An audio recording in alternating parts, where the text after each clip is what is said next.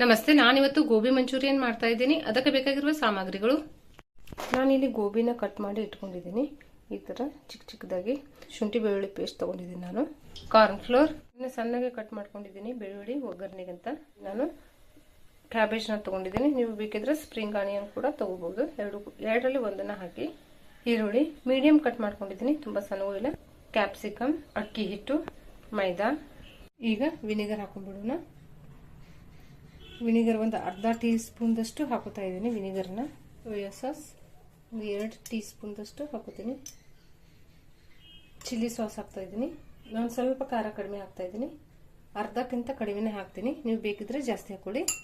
Tomato ketchup 3 ರಿಂದ 4 ಚಮಚದಷ್ಟು ಹಾಕೋತಾ ಇದ್ದೀನಿ. ಈಗ ಇದನ್ನ ಚೆನ್ನಾಗಿ ಮಿಕ್ಸ್ ಮಾಡ್ತೀನಿ. ನೋಡಿ, ಈಗ ಗೋಬಿ ಮಂಚೂರಿಯನ್ ಸಾಸ್ ರೆಡಿಯಾಗಿದೆ.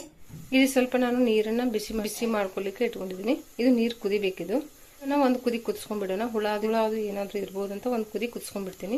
ಇದಕ್ಕೆ ಸ್ವಲ್ಪ ಸಾಲ್ಟ್ ಹಾಕೊಂಡ್ಬಿಡೋಣ. ಈಗ ನಾನು ಇದಕ್ಕೆ ಸಾಲ್ಟ್ ಹಾಕೊಂಡ್ಬಿಡ್ತೀನಿ. ಸ್ವಲ್ಪ ನೀರು ಕುದಿ ಬಂದ ನಂತರ ಅರಿಶಿನ ಪೌಡರ್ ಹಾಕೋಬಹುದು, ಇಲ್ಲಾಂದ್ರೆ ನೀವು ಸಾಲ್ಟ್ ಹಾಕಿ ಮಾತ್ರ ಒಂದು ಕುದಿನ ಗೋಬಿನ ಕುದಿಸ್ಕೋಬಹುದು, ಅದು ಕೂಡ ನಡೆಯುತ್ತೆ. ನೋಡಿ, ಈಗ ನೀರು ಕುದಿತಾ ಇದೆಯಲ್ಲ, ಈಗ ನಾನು ಗೋಬಿ ಹಾಕೋತೀನಿ. ಆಲ್ರೆಡಿ ಸಾಲ್ಟನ್ನ ತುಂಬಾ ಕುದಿಸ್ಕೋಬೇಡಿ, ಗೋಬಿ ಮೆತ್ತಗೂ ಆಗಬೇಕು. ಅದರಲ್ಲಿ ಹುಳ ಇದ್ರೂ ಕೂಡ ಅದು ಹೋಗ್ಬೇಕು. ಒಂದು ಕುದಿ ಕುದಿಸ್ಕೊಂಡ್ರೆ ಸಾಕಾಗುತ್ತೆ. ನೋಡಿ, ಈಗ ಇದು ಕುದಿತಾ ಇದೆ. ಈಗ ಇದನ್ನು ನಾನು ತಕೊಂಡ್ಬಿಡ್ತೀನಿ. ಇದು ಗೋಬಿನ ನೀರು ಬೆಸೆದು ತಣ್ಣಗಾಗಲಿಕ್ಕೆ ಬಿಡಿ. ನಂತರ ಅಕ್ಕಿ ಹಿಟ್ಟು, ಮೈದಾ ಹಿಟ್ಟು, ಕಾರ್ನ್ಫ್ಲೋರನ್ನು ಮಿಕ್ಸ್ ರೆಡಿ ಮಾಡ್ಕೊಂಡ್ಬಿಡಬೇಕು.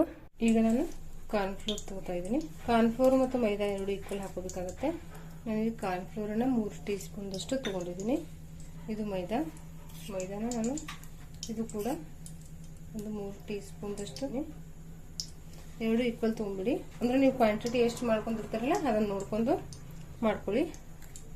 ನಾನು ಸ್ವಲ್ಪ ಮಾಡ್ತಾ ಇದ್ದೀನಲ್ಲ, ಹೀಗಾಗಿ ಇದು ಅಕ್ಕಿ ಹಿಟ್ಟು 2 ಟೇಬಲ್ ಸ್ಪೂನ್ದಷ್ಟು ಹಾಕೊಂಡಿದ್ದೀನಿ. ನೀವು ಕಾರ್ನ್ಫ್ಲೋರ್ ಮತ್ತು ಮೈದಾ ಎರಡು ಈಕ್ವಲ್ ತಗೋಬೇಕು.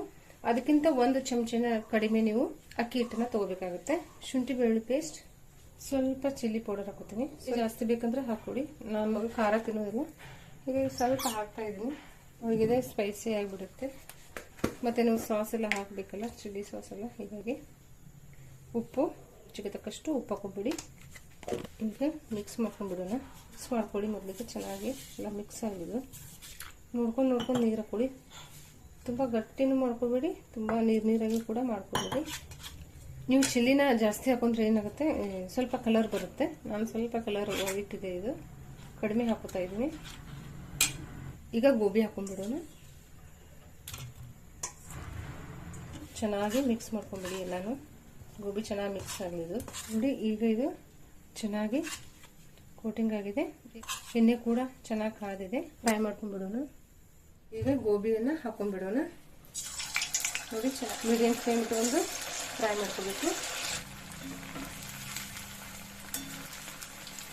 ಗೋಬಿಗೂ ಕೂಡ ತುಂಬ ಹಿಟ್ಟು ಹಾಕಿ ಎಲ್ಲ ಕಾಯಿಸ್ಕೊಂಡು ತಿಕ್ಕಾಗಿ ಕೋಟಿಂಗ್ ಕೊಡಬೇಡಿ. ಲೈಟ್ ಆಗಿದ್ರೆ ಚೆನ್ನಾಗಿರುತ್ತೆ ಗೋಬಿಗೆ. ಯಾವಾಗೂ ಇದು ಫ್ರೈ ಹೇಗಾಗುತ್ತೋ ಗೋಬಿ ಒಂದೊಂದೇ ಬಿಡುತ್ತೆ, ಅಂಟ್ಕೋದಿಲ್ಲ. ಇದನ್ನು ಸ್ಟಾರ್ಟಿಂಗ್ ಸ್ವಲ್ಪ ಅಂಟುತ್ತೆ. ಇದು ಫ್ರೈ ಆದಮೇಲೆ ಬಿಡಿ ಆಗಿಬಿಡುತ್ತೆ.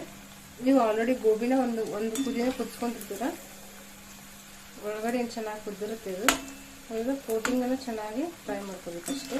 ಪೆಪ್ಪರ್ ಪೌಡರ್ ಬೇಕಂದ್ರೂ ಇದರಲ್ಲಿ ಸೇರಿಸ್ಕೋಬೋದು. ಇನ್ನು ಯಾರೆಲ್ಲ ನನ್ನ ಚಾನಲ್ಗೆ ಸಬ್ಸ್ಕ್ರೈಬ್ ಮಾಡಿಲ್ಲ, ಪ್ಲೀಸ್ ನನ್ನ ಚಾನಲ್ಗೆ ಸಬ್ಸ್ಕ್ರೈಬ್ ಮಾಡಿ, ಲೈಕ್ ಮಾಡಿ, ಶೇರ್ ಮಾಡಿ. ಫ್ರೈ ಆಗಿದೆ. ಈಗ ಇದನ್ನು ನಾನು ತಗೊಂಡ್ಬಿಡ್ತೀನಿ.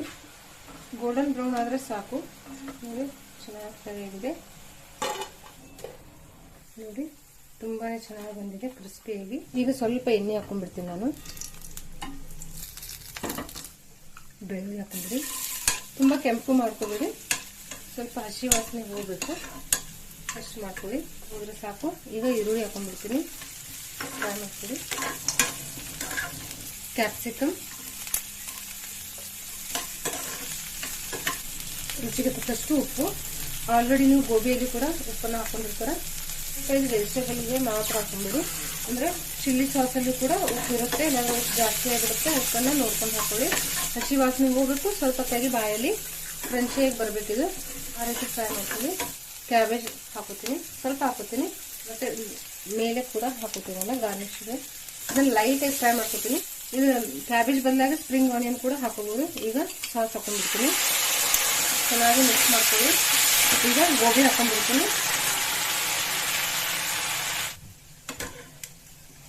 ಎಲ್ಲ ಕರೆಕ್ಟಾಗಿ ಮಿಕ್ಸ್ ಮಾಡ್ಕೊಂಡ್ರಿ. ನೋಡಿ ತುಂಬಾನೇ ಚೆನ್ನಾಗಿ ಬಂದಿದೆ. ಮೇಲೆ ಸಮೇತ ಹಾಕೊಂಡ್ಬಿಡಿ. ತುಂಬಾ ಡ್ರೈ ಆಗಿಲ್ಲ, ತುಂಬಾ ಹಸಿನೂ ಆಗಿಲ್ಲ, ಪರ್ಫೆಕ್ಟ್ ಆಗಿದೆ. ಈಗ ನಾನು ಇದನ್ನ ತಕೊಂಡ್ಬಿಡ್ತೀನಿ. ನೋಡಿ ಈಗ ಗೋಬಿ ಮಂಚೂರಿಯನ್ ರೆಡಿ ಆಗಿದೆ. ತುಂಬಾನೇ ಚೆನ್ನಾಗಿರುತ್ತೆ, ಟ್ರೈ ಮಾಡಿ ನೋಡಿ.